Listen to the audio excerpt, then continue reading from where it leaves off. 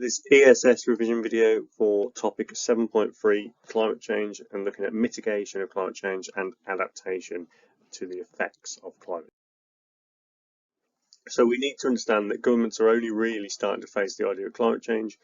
It's estimated that if we wanted to completely tackle it, it would cost 2% of the world's global GDP to tackle it.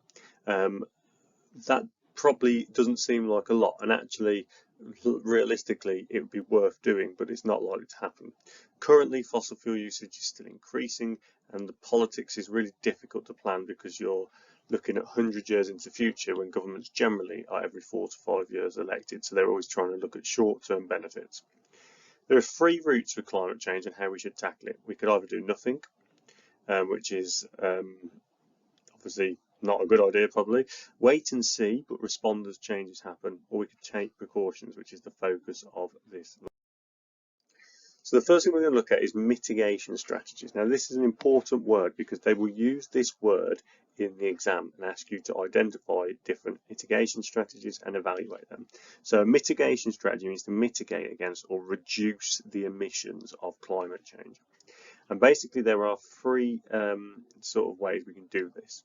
We can stabilise or reduce the greenhouse emissions, remove carbon dioxide from the atmosphere, or use geoengineering.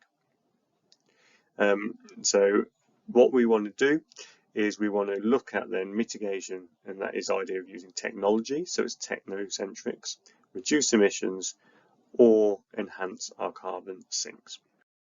So let's have a look at how we can do that. So the following ways then can be sorted into anthropocentric, technocentric, or ecocentrism.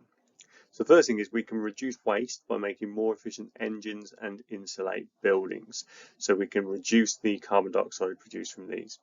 We can reduce electricity by turning lights off when watching television less, for example.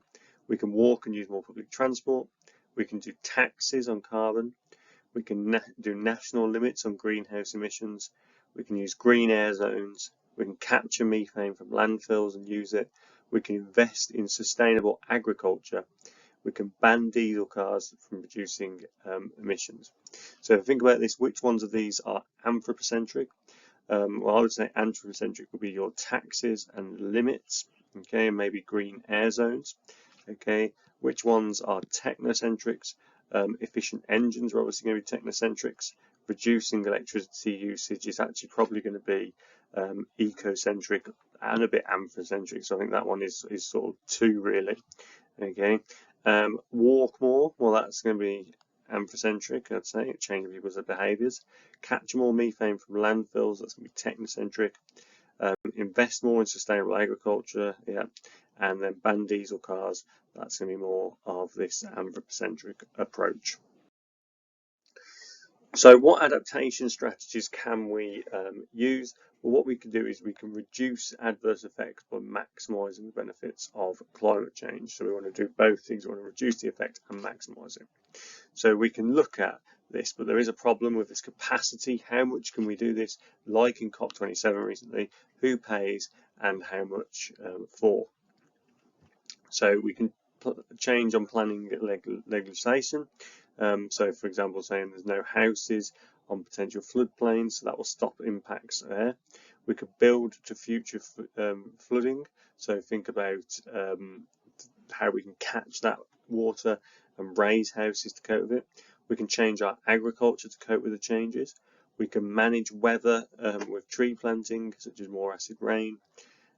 We can manage weather using tree planting, so to capture and absorb more rain, and we can obviously migrate to new areas. We can vaccinate against spreading diseases, and we can do water management issues as well. However, none of these things are actually dealing with the problems, which means we'd keep having to add extra and extra layers.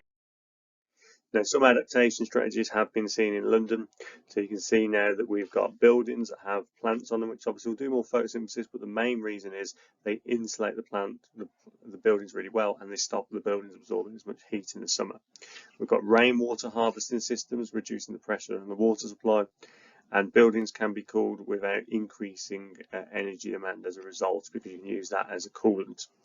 White roofs, more white roofs the better because it reflects the heat. Solar panels to increase energy efficiency. Blinds to keep homes cool in the summer. Tree tops to avoid shading. Okay, and lots of methods in there. So obviously you've also talked about COP, and COP26 was the one that was ordained before this video. And this is the idea of increasing ambitions against climate change, reducing emissions, and increasing finance for those countries to keep the temperature down and make adaptations as much as possible. The COP26 summit came out with the idea that we need to phase down uses of coal, stop deforestation by 2030, which has had a big push since the new president in Brazil has agreed to that, cutting methane emissions by 30%, and submit new action plans to the UN to keep battling climate change. Since 27, and some people feel this wasn't as successful.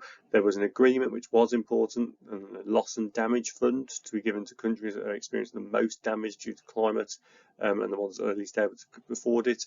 There are issues as to where that money is going to come from, but most people would say most of the failures come from the idea that there's no forward pushing of fossil fuels. There's still too much fossil fuel being used, and we're not likely to hit our 1.5 degree target.